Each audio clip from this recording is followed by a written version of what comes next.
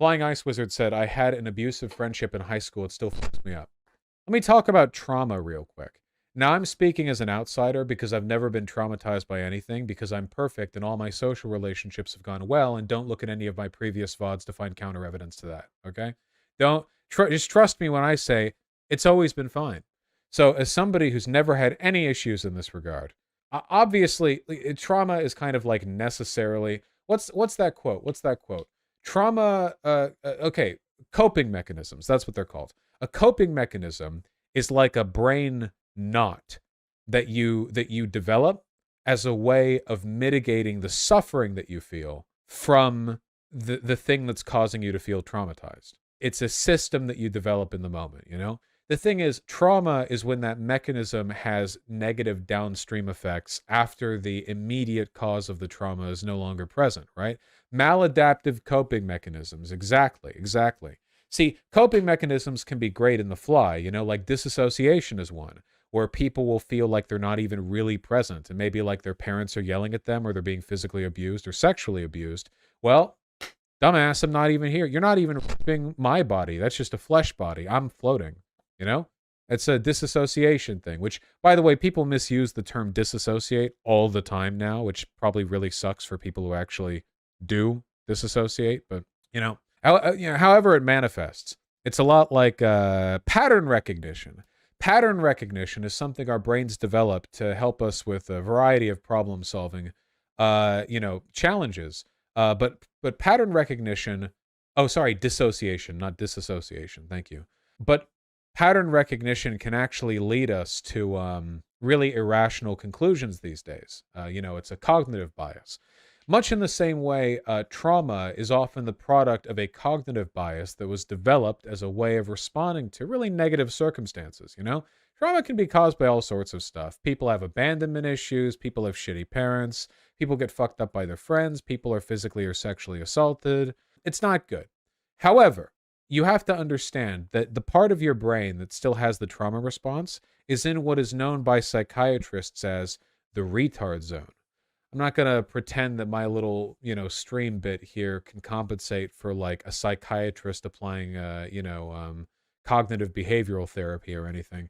But it can be very helpful, I think. And I'm saying this again as a non-professional, but it can be very helpful to sort of reflect on what behaviors you exhibit when you recognize that you're being sort of irrational because of a trauma response. And to sort of like recognize that when it happens, you know what I mean? Like like over time you can develop like I'm feeling this really negative thing, okay, well that's this, and this tends to make me feel that way.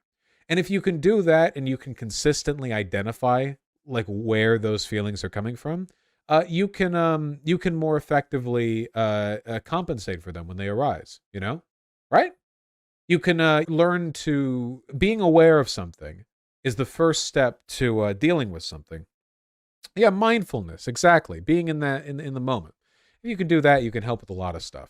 The problem is most people, reality testing, I think that's the term. Yeah, like trying to determine whether or not your thought processes are clouded at the moment. The reason this is so important is because unfortunately, trauma is actually kind of common. It's not uncommon. Trauma can be caused by a lot of stuff. A lot of wacky, sometimes fairly inconsequential stuff in the grand scheme of things. People respond to situations based on past input, and if past input is causing them to misattribute or misidentify, the stuff they're dealing with now, they can have these habitual problems.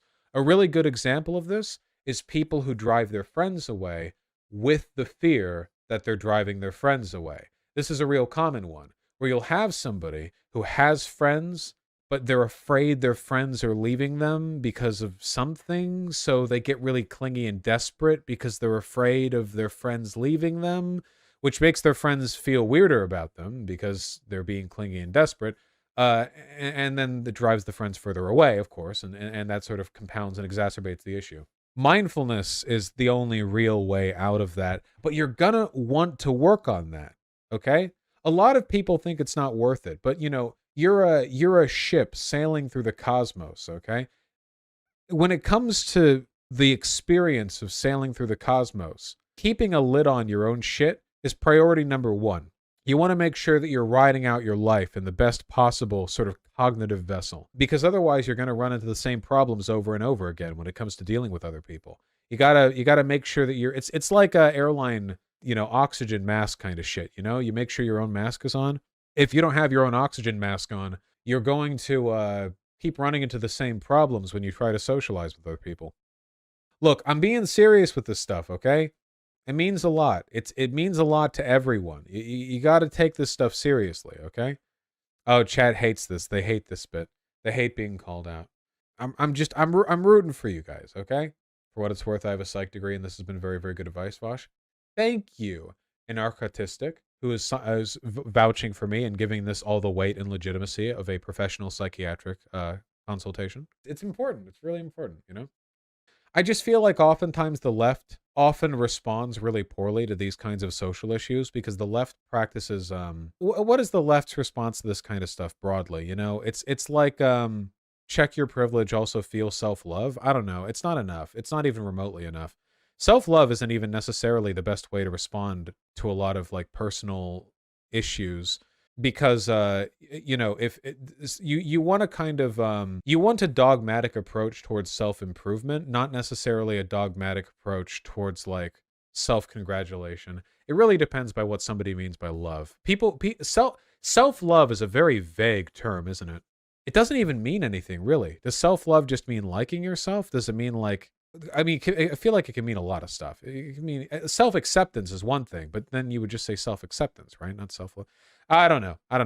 Yeah, it's true. The left does focus way too much on like systemic stuff without interpersonal stuff, Like systemic problems are what you can solve when you're talking about systemic issues, but interpersonally, even if we lived in a world that was systemically almost flawless, you would still have personal problems. You'd still have like lonely people. All right, here's what I'm going to do. Guys, there's something that I've been meaning to tell you for a little while that I've held off on because I wasn't sure how you'd respond to it, okay? Oh yeah, since opening up my Twitter DMs, I swear to God, I've gotten like literally hundreds of DMs from people saying like, you helped me realize I was trans. I really am contributing to the transification of America. Knox, the $5, says your life advice segments are my favorite. I like talking about them too. I want to be clear, by the way, I don't always practice what I preach. There have been plenty of times that I've thought like literally yesterday, I was laying in bed at like 3 p.m. I wasn't sleeping. I was just laying in bed to like respond to some texts. It's comfy. I have a comfy bed. Thinking like, man, I should get laid. It's been a while since I've gotten laid. And then I realized one of the texts that I was waiting on was a response from just the hottest chick, guys. You couldn't even believe. If you saw me with her, you'd be like, nah, you'd Haas mods me to hell and back. You just the hottest, just the best holes, the tightest holes. Anyway, so as I was saying, were unread messages from her that were from like a week ago, and then I didn't respond to them. Literally, I was thinking in my head like, I should go get laid. Looking at like, and then I just spent the rest of the day playing Quake. But everybody is like this. Nobody perfectly enacts like their dream, like personal behavior. Like nobody's perfect with that, So don't freak out about it, It's like a process, right? And it's a process that never ends. There will never be a point in your life where you're like, oh, I've done it. I've now perfectly done all my behaviors and my routine is flawless. You'll never reach that point. Every day is a struggle, but the struggle is fun because struggling means accomplishing things, and accomplishing new things makes you feel really good.